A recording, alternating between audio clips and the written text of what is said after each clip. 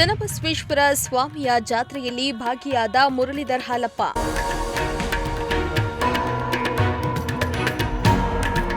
ಗುಬ್ಬಿಯಪ್ಪನ ದೇವಾಲಯ ಶೀಘ್ರವೇ ಪ್ರವಾಸೋದ್ಯಮ ಕೇಂದ್ರ.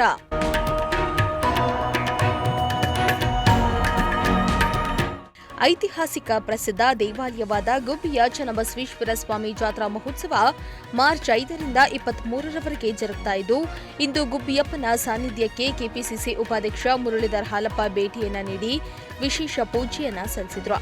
ಈ ವೇಳೆ ಮಾತನಾಡಿದ ಮುರಳೀಧರ್ ಹಾಲಪ್ಪ, ನಾನು ವಿದ್ಯಾರ್ಥಿಯಾಗಿದ್ದಾಗಿನಿಂದಲೂ ಗುಬ್ಬಿಯಪ್ಪನ ಜಾತ್ರೆಗೆ ತಪ್ಪದೇ ಬರ್ತೇನೆ. ರಥೋತ್ಸವ ಸೇರಿದಂತೆ ಬೆಳ್ಳಿ ಪಲ್ಲಕ್ಕಿ ಉತ್ಸವಕ್ಕೆ ಬರ್ತೇನೆ ಎಂದು ಸಂತಸವನ್ನ ಹಂಚಿಕೊಂಡ್ರು.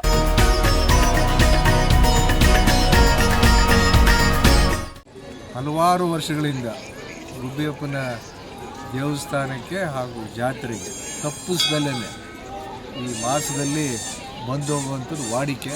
ಹಾಗೆಯೇ ನಮ್ಮ ಮನಸ್ಸಿನಲ್ಲಿ ಏನು ಕೋರಿಕೆ ಇರುತ್ತೆ ಆ ಇಷ್ಟಾರ್ಥ ಸಿದ್ಧಿ ಆಗ್ತದೆ ಅಂತೇಳಿ ಸಂಪೂರ್ಣವಾದಂಥ ಒಂದು ಭರವಸೆ. ಈ ಲೋಕಸಭೆಯಲ್ಲಿ ಮಾತ್ರ ಒಂಚೂರು ಹೆಚ್ಚು ಕಮ್ಮಿ ಆಯ್ತದು, ಅದು ಮುಂದಕ್ಕೆ ಒಳ್ಳೆಯದಕ್ಕೇನೋ ಅಂತ ಕಾಣಿಸ್ತದೆ.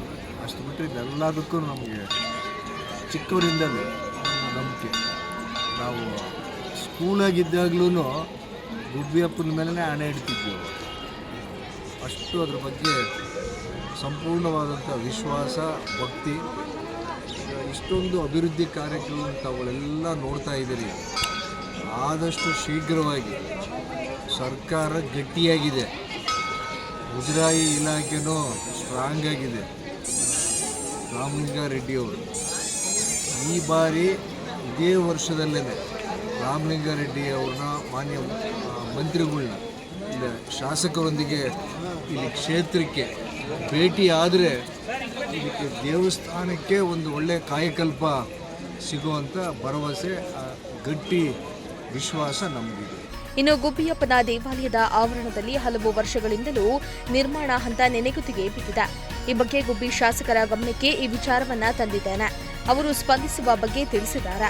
ಅಲ್ಲದೆ ಒಮ್ಮೆ ದೇವಾಲಯಕ್ಕೆ ಮುಜರಾಯಿ ಇಲಾಖೆ ಸಚಿವ ರಾಮಲಿಂಗಾರೆಡ್ಡಿ ಸೇರಿದಂತೆ ಪ್ರವಾಸೋದ್ಯಮ ಸಚಿವ ಎಚ್.ಕೆ. ಪಾಟೀಲ್ ರವರನ್ನ ಕರೆಸಿ ಮೂಲಭೂತ ಸೌಕರ್ಯಗಳನ್ನು ಒದಗಿಸುವ ಪ್ರಯತ್ನ ಮಾಡ್ತೇವೆ. ಈ ಸನ್ನಿಧಾನ ಶೀಘ್ರವೇ ಪ್ರವಾಸೋದ್ಯಮ ಕೇಂದ್ರವಾಗಿ ಮಾರ್ಪಡಿಸುವ ಕೆಲಸವನ್ನ ಮಾಡ್ತೇವೆ ಎಂದು ತಿಳಿಸಿದರು. ಅಧ್ಯಕ್ಷರು ಈಗ ನಮ್ಮ ಜೊತೆನೇ ಇದ್ದಾರೆ. ತುಂಬ ದಿವಸ ಆದಮೇಲೆ ಇಲ್ಲಿಗೆ ನೇಮಕ ಆಯಿತು.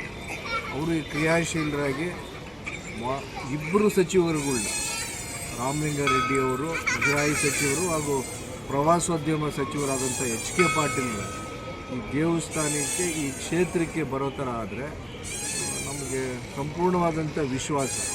ದೇವಸ್ಥಾನ ಜೀರ್ಣೋದ್ಧಾರ, ಅಭಿವೃದ್ಧಿ, ಬೇರೆ ಬೇರೆ ಎಲ್ಲ ಚಟುವಟಿಕೆಗಳಿಗೂ ಅನುವಾಗ್ತದೆ.